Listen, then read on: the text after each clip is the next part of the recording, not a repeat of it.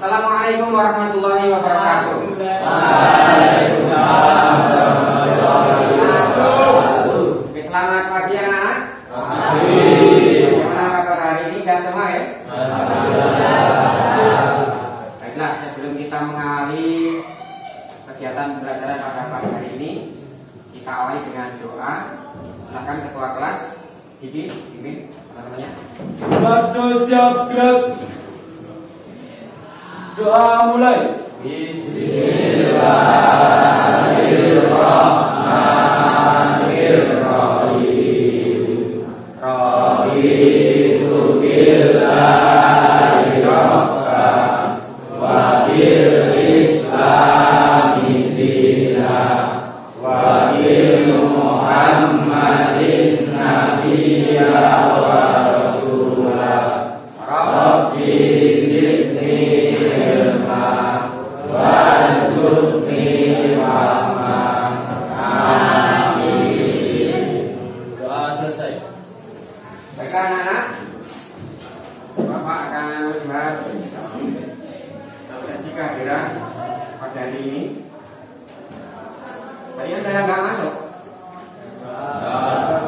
Ini ya. Baiklah. Sebelum kita lanjutkan pembelajaran seperti biasa, kita awali kegiatan pagi hari ini dengan kegiatan literasi. Literasi Al-Quran, kita tadarus bersama-sama. Hari ini kita sampai di surah Al-Fil. Silakan disiapkan. Kita baca bersama dengan tartil, diawali dengan ta'awud. A'udzu billahi minasy syaithanir rajim.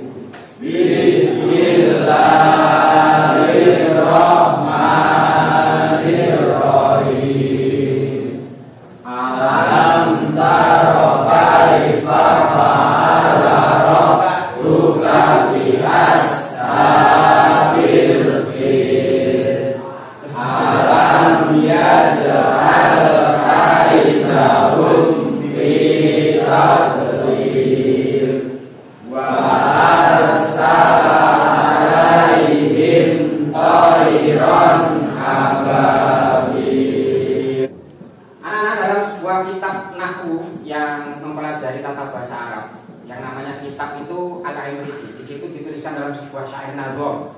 Idul fatah asbaqi qadi hirufi wa kullu ma lam yaqtaqid lam yantafi.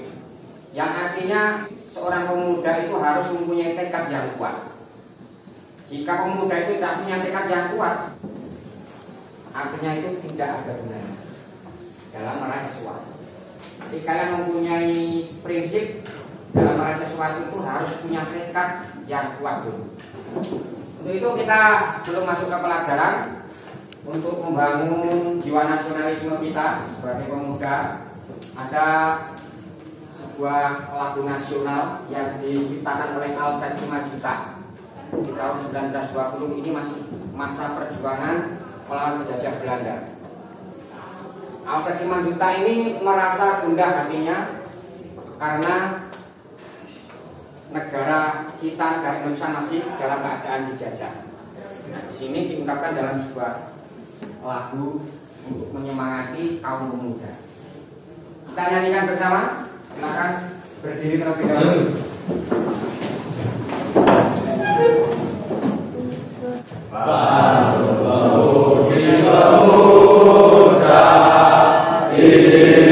Indonesia, tangan bajumu sisingkan untuk negara.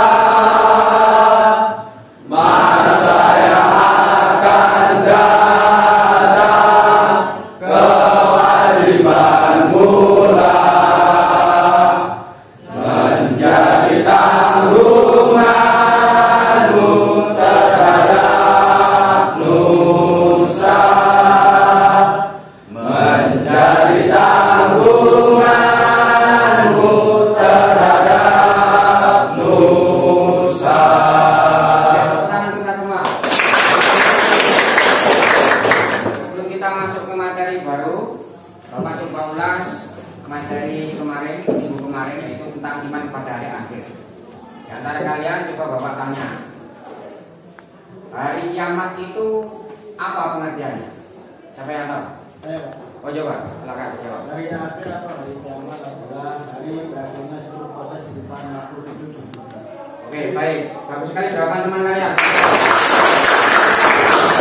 Itu ada dalilnya, tentunya di dalam Al-Quran. Dijelaskan di surah apa? Coba ada yang ingat? Saya Pak, Ya, silakan. di dalam Al-Quran surat Al-Hajj ayat 7. Oke, bagus sekali. Tepuk tangan untuk teman kalian. Surah Al-Hajj ayat 7, as-sa'ata atiyatul la raiba fiha wa anna Allaha yab'atsu man fil qubur. Materi kita hari ini adalah tentang larangan pergaulan bebas dan perbuatan zina. Tujuan pembelajaran pada hari ini diantaranya kalian nanti diharapkan bisa menganalisis dalil daripada larangan pergaulan bebas dan zina, yaitu di surah Al-Isra ayat 32 dan juga surah An-Nur ayat 2. Kemudian kalian memahami manfaat dan hikmah larangan pergaulan bebas dan perbuatan zina.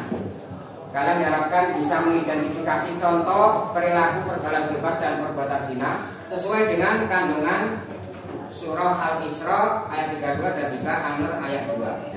Kemudian mengidentifikasi cara menghindari dan menanggulangi perilaku pergaulan bebas dan perbuatan zina.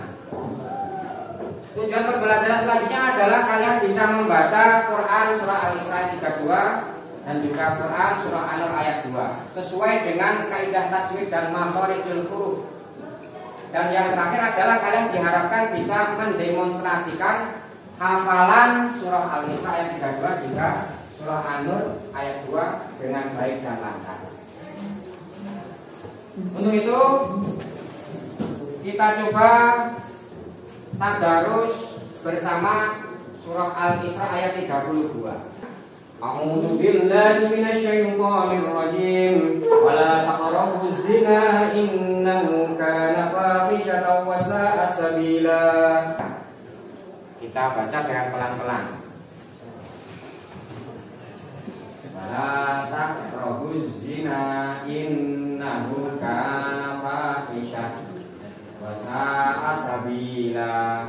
Wala taqrabuz zina innahu kana fahishatan wa sa'a sabila. Oke, bagus. Nanti kalian diharapkan bisa membaca sesuai dengan kaidah tajwid dan sesuai makharijul huruf. Pengertian daripada zina itu adalah melakukan hubungan biologis layaknya suami istri di luar tali pernikahan, di luar nikah melakukan hubungan biologis. Bisa juga ini dikatakan sebagai tindakan yang menyalahgunakan kesucian. Ini harus kita jaga kesuciannya, harus kita jaga dengan sebenar-benarnya. Kenapa zina ini dilarang oleh agama kita? Coba. Zina merupakan penghinaan terhadap hakikat jati diri manusia dan dibenci serta dilaknat oleh Allah karena termasuk perbuatan keji dan dosa besar. Bagaimana pandangan dalam agama Islam? Coba. Dalam pandangan Islam, zina merupakan perbuatan kriminal atau jarimah, dikategorikan hukum hudud, yakni sebuah jenis hukuman atas perbuatan maksiat yang menjadi hak Allah. Baik. Jadi dalam pandangan Islam, zina ini merupakan perbuatan kriminal ya, atau dalam bahasa Arabnya itu jarimah. Kategorinya hukuman hudud. Ini hukuman ini jenis hukuman atas perbuatan maksiat yang menjadi hak prerogatif Allah Subhanahu wa taala. Zina itu dibagi menjadi dua, yaitu zina muhsan dan ghairu muhsan. Zina muhsan itu zina yang dilakukan oleh orang yang sudah balik, yang sudah dewasa, berakal, kemudian dia itu merdeka, sudah pernah menikah secara sah. Ini namanya zina muhsan. Pelakunya adalah orang yang sudah pernah menikah. Zina yang kedua yaitu zina ghairu muhsan. Nah, zina ini dilakukan oleh orang yang belum pernah nikah. Jadi di luar nikah, belum pernah menikah, kemudian melakukan hubungannya suami istri. Nah, ini namanya zina ghairu muhsan. Nah, itu nanti kadar hukumannya juga berbeda. Zina ghairu muhsan itu kadar hukumannya seperti apa nanti dijelaskan. Sesuai syariat Islam, hukum bagi pelaku zina, ini zina muhsan ya. Zina muhsan itu dilakukan oleh orang yang sudah menikah, berkeluarga, terus dia melakukan zina. Hukumannya adalah dirajam. Dirajam itu dilontar atau dilempari, dibualan dengan batu sederhana. Batu sederhana itu bisa kepel-kepel kira-kira. Berapa batu saya sana? Mana ada? Nah ini batu sekali ya. Batu sederhana dilemparkan kepada orang pelaku zina muhsan tadi, orang yang sudah berkeluarga berzina. Ini dilempari batu sampai istilahnya orang yang zina baru muhsan ini masih lajang ini dicabut kemudian diasingkan. Anak-anak, zina itu sebenarnya banyak sekali kan, bukan hanya zina yang kita pahami adalah zina yang kita terangkan di awal. Zina itu ternyata ada beberapa kategori. Ada zina mata, zina lidah, zina tangan kita, zina kaki, zina hati, dan lain sebagainya. Baiklah anak-anak, kita akan coba mengidentifikasi hukum bacaan, tajwid, dan makharijul huruf di surah Al-Isra ayat 32. Silakan, tadi yang Bapak berikan tugas yang pertama menuliskan sebuah lafaz, silakan maju ke depan. Lafaz ini bunyinya apa? Wala taqrabu. Wala taqrabu. Baik. Terus lafaz ini bunyinya apa? Innahu kana. Oke. Lafaz yang ketiga apa bunyinya? Ya tawasa. Oke. Kemudian silakan yang Bapak beri tugas untuk mengidentifikasi hukum bacaan masuk ke depan. Silakan dipasangkan pada lafaz yang teman kalian tulis itu. Nah, kira-kira tepat atau tidak? Nah. Wala taqrabu, ini hukum bacaannya apa? Matobi. Matobi itu panjang dua harokat ya. Wala taqrabu. Kemudian innahu kana, ini hukum bacaan apa? Guna.